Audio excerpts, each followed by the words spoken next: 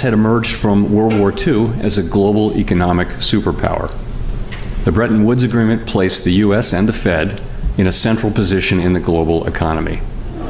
Our mission then, as it is now, was to serve the American people.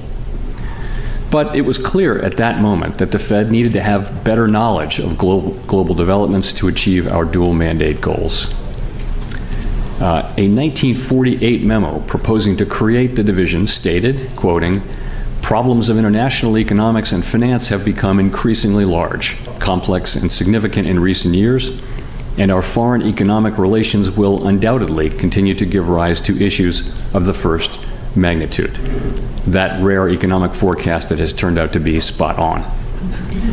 75 years later, it remains critical that the Fed understand the policies and practices of other governments and central banks and their implications for the U.S. economy and for financial markets.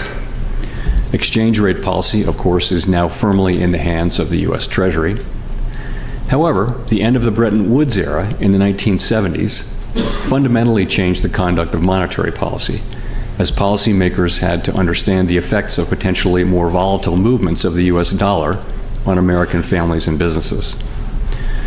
Understanding global trade and capital movements has only grown in importance since 1950, as we saw during the pandemic. In the next few years, that we are going to have some kind of a grand global economic reordering.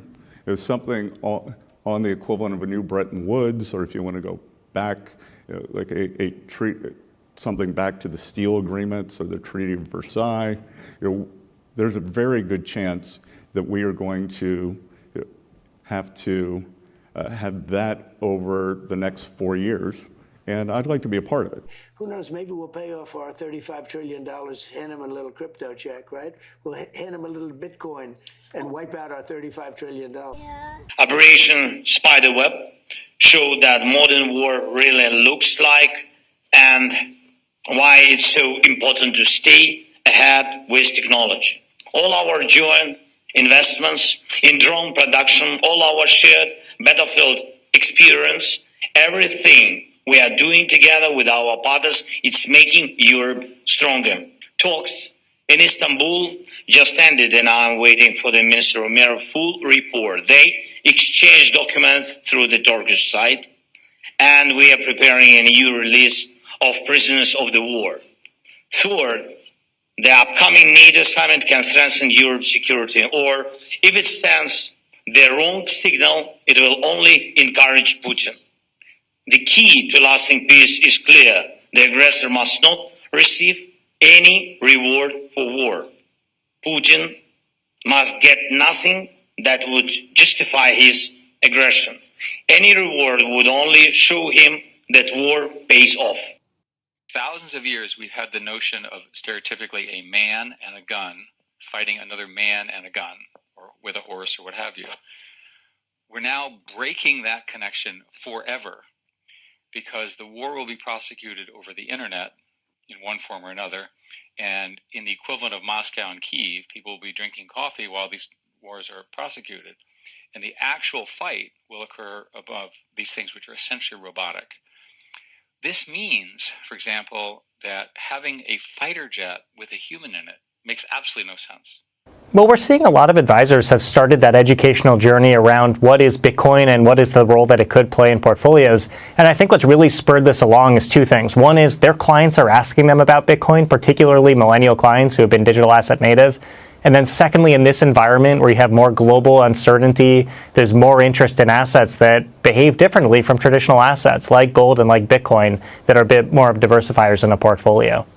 First, let me express this. We are very grateful to Chairman Poikins, President Trump, and the Trump administration for choosing to really support and foster innovation rather than stifling it, for choosing a very considered and thoughtful approach in terms of crypto formulation and regulation instead of going down the path of regulation by enforcement. Right? So this is great news. It's a significant win for us as a company, for Binance as a company, but for the industry as a whole as well. And US is firmly back into the driving seat to become the crypto hub of the world.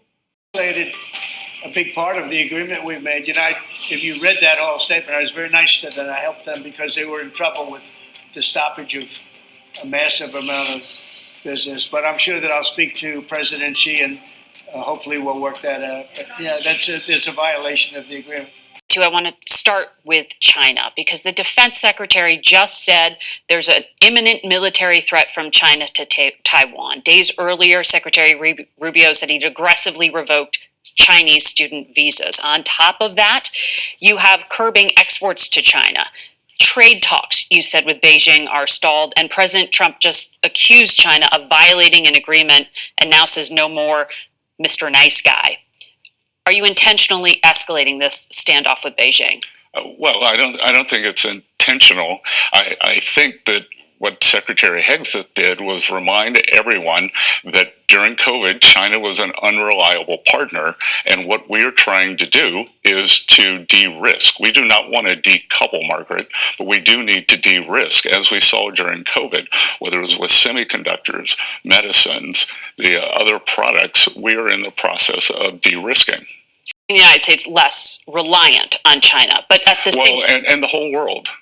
The whole world, because what China is doing is they are holding back products that are essential for the industrial supply chains of India, of Europe, and that is not what a reliable partner does. Good morning, Carl. President Trump rattling markets over the weekend with this announcement that he will raise those steel tariffs in the U.S. from 25 to 50%. It's an effort to protect the U.S. steel industry. And on social media, he posted, "It's my great honor to raise the tariffs on steel and aluminum from 25 to 50%, effective Wednesday, June 4th. Our steel and aluminum industries are coming back like never before. This will be yet another big jolt of great news for our wonderful steel and aluminum workers." Now, the president's announcement of increased steel tariffs provoked a global response, with an EU spokesperson saying, quote, "We strongly regret the announced increase of U.S. tariffs on steel imports from 25 to 50%. This decision adds further uncertainty to the global economy and increases costs for consumers and businesses on both sides of the Atlantic." But at the same time, the administration here is saying that things are looking up on the trade front. On CNBC this morning, Deputy Treasury Secretary Michael Faulkender struck an optimistic note suggesting that several trade deals could come before the end of President Trump's 90-day tariff pause on July 9th. Welcome to the Crypto Teacher. And you know I come back with that video just to make you think. Don't forget to like and subscribe to the channel. And make sure you join the Patrons. If you're not a part of the Patrons, make sure you're hitting the Cash App. Also, go like and follow the TikTok. More videos to come. And we had Jerome Powell in the house, telling us how we got this current monetary system that we have now. Getting off the gold standard, moving over to that petrodollar so they could print as much money as they like. And that's how they bought up the world. And now they're ready to move over to this digital economy. And we had Scott Bessent told us how they're going to do it. We're definitely going to have a new Bretton Woods moment coming. And how do we always get there? The drums are beating. We know Armageddon is right around the corner to bring us over to this fourth industrial revolution, where the robots, algorithms, and drones take the economy over, pay each other with crypto, and the sheep go inside the metaverse. But this time, the drums are beating won't be physical. It's going to be cyber. And how long has a crypto teacher told you this? Remember, I give you the truth, none but the truth. Yes, the truth hurts, but it sets you free. And you're going to hate me because I'm giving you the truth. But remember, I'm just a watchman on the wall. And remember, the crypto teacher told you. And we have BlackRock is saying the clients are now asking about Bitcoin. And the first video I did this morning, you can clearly see we have a lot of building going on while the sheep are asleep. And remember, the crypto teacher told you. And we have the SEC dismisses case against Binance. And why? Because we know it's time to build. Trump and the Trump family and the administration are pushing this new digital economy. And remember, the crypto teacher told you. And we have Trump on China violating the trade agreement. And guys, we know there was no agreement. We saw Trump over in the Middle East, and we saw Xi over in Latin America. We're going to a new supply chain, and we know that supply chain is now going to be on blockchain. And remember, the crypto teacher told you. And we have Scott Bessent says that we're de-risking from China. And we know that's a decoupling. They're definitely decoupling. China wants no parts of the U.S. because eventually it's going to be time to battle. We know China's going to take Taiwan. And Trump says he's not going to allow that, so we know that's going to start the drums of beating. And remember, the crypto teacher told you. And we got Trump again with these tariffs. On the weekend, don't forget, guys, this happened on the weekend. He announces this. 25% goes up to 50% on steel. And we know the EU does not like that. And then we have Disney layoffs. And we know the layoffs just keep coming. If you're part of the patrons, you already know. And we have Trump's big bill and this debt ceiling. It's going to give us a slight pump.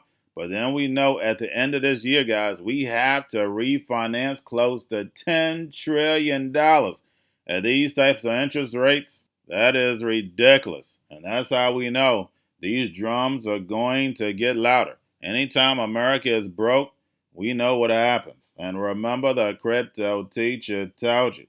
And then we have the fall of America to Babylon along with the fall of the dollar. We know this dollar has to be devalued. Trump has to devalue this dollar to get this debt down.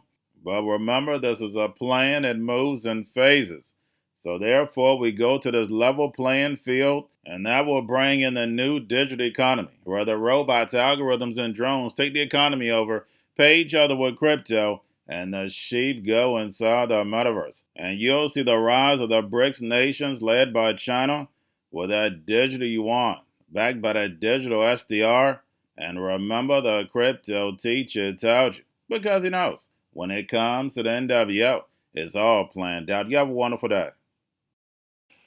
Disney is doing some layoffs. The company is saying that they are laying off several hundred Disney employees globally across multiple teams in the studio division. They say this will include marketing for both film and television, as well as TV publicity, casting and development, and corporate financial operations. The company is saying that they've been surgical in their approach to minimize the number of impacted employees, and no entire teams are being eliminated. They say this is in response to the industry transforming at a rapid pace, and they are continuing to evaluate ways to efficiently manage the business while fueling state-of-the-art creativity and innovation that consumers value and expect from Disney. Stock down just fractionally here. Of course, this comes on the heels of the studio releasing the record-breaking Lilo and Stitch live-action remake of the animated film, but the studio doing layoffs as it adapts to the industry transformation. In this bill, of course, the big issue is what you've been talking about, which is hiking the debt ceiling. We know that the House plan is calling for raising it from $4 trillion,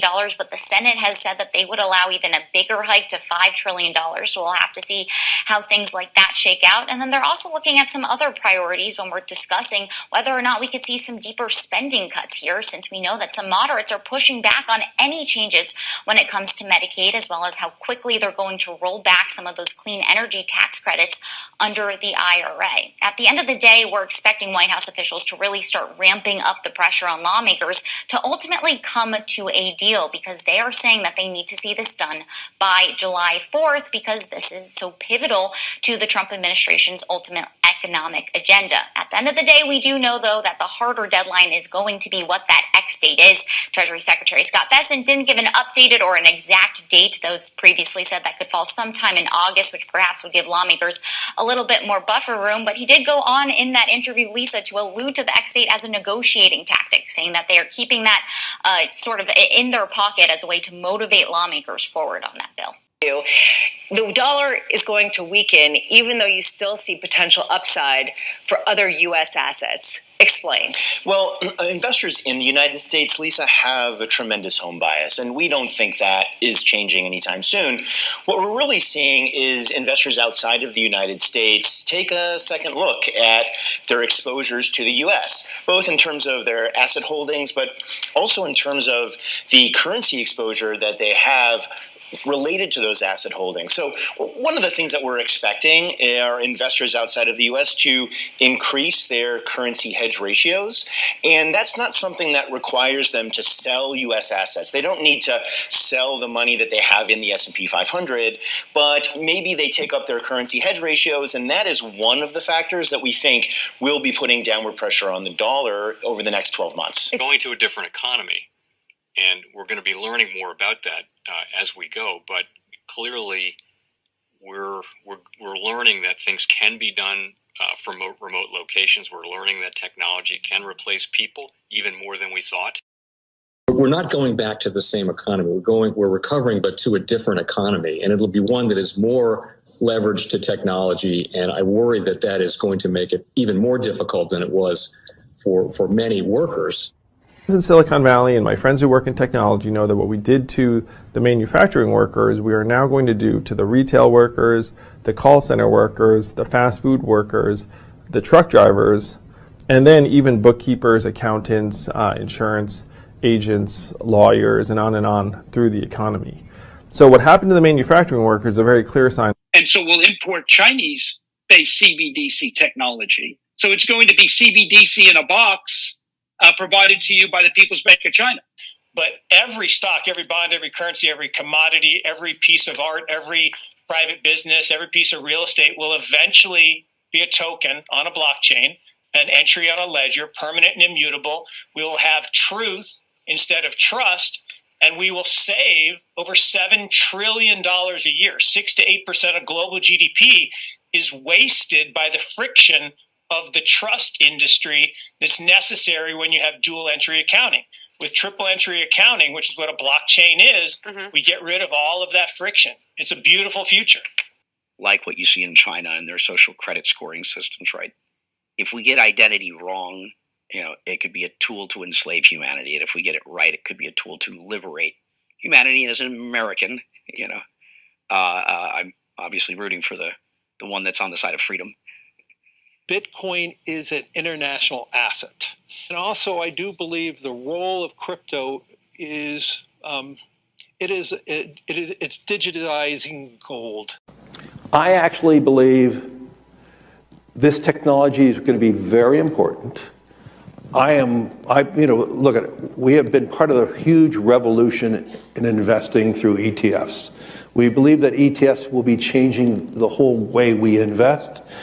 Many people still use it as a means, people are investing it for indexing. No, the majority of people who are putting money in in ETFs are active investors that are buying exposure. The entire bond market is being transformed as we talk right now. I believe the next generation for markets, the next generation for securities will be tokenization of securities.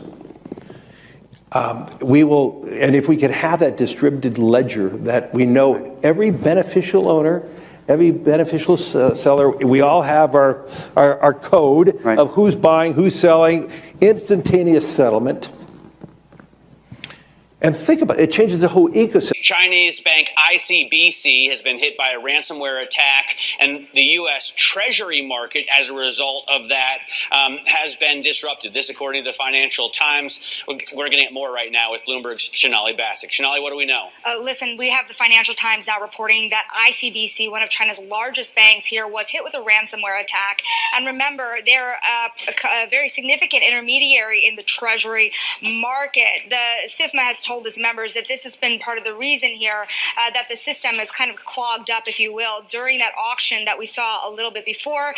The attack had prevented ICBC, according to the Financial Times, from settling Treasury trades on behalf of other market participants. A large executive at a major bank also telling the paper that such a large party on the fixed income clearing corp creates major concerns, potentially impacting the liquidity of Treasury markets. Now, it was not just a poor auction.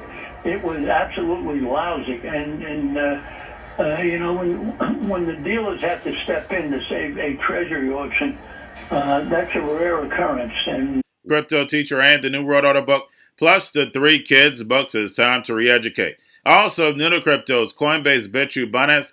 Do not forget book links and crypto links are in the description. The stock channel, guys. Don't forget to go like, subscribe, spread everywhere. You have your Kobo, your chip stocks, your banking, your gaming. While everybody's sitting at home, get on stocks, the Seaver, the biotech stocks. And while everybody's at home wishing, they were still getting that free money. What are they doing? Drinking and smoking weed. Don't forget about those stocks, and you have a wonderful day. The most powerful person in the world is the storyteller. The storyteller sets the vision, values, and agenda of an entire generation to come. Steve Jobs. And guys, you know I truly believe in this. When you look at the New World Order, they're the storytellers. And that's the reason why I wrote my New World Order book. But guys, now it's time to change the current generation. And I wrote 3 kids books. You know I love the Trinity because I understand the power that's in it. So I have 3 books. We have an opportunity to change the generation, to educate, not just me, but I want to show you that I take action on a daily basis. And I want you to take action on a daily basis. Whether it's your job, whether it's in your community, we have an opportunity right now to educate the masses. I posted this on my Twitter account. Please share, but this is a short clip of the 3 books. There's going to be a clothing line and action figures. Please get these books for your kids, nephews, cousins, friends, so therefore we can start the re-education now. Because as we see, the 4th Industrial Revolution foundation is definitely here. Robots, algorithms, drones, taking humanity out the picture. We have to re-educate. But let's get into the video.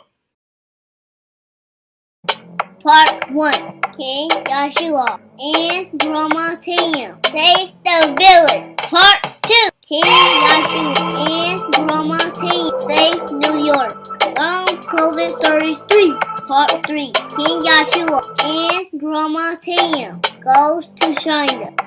It's mandatory to get part 1, part 2, and part 3 of this series. It's time to re-educate Generation Z.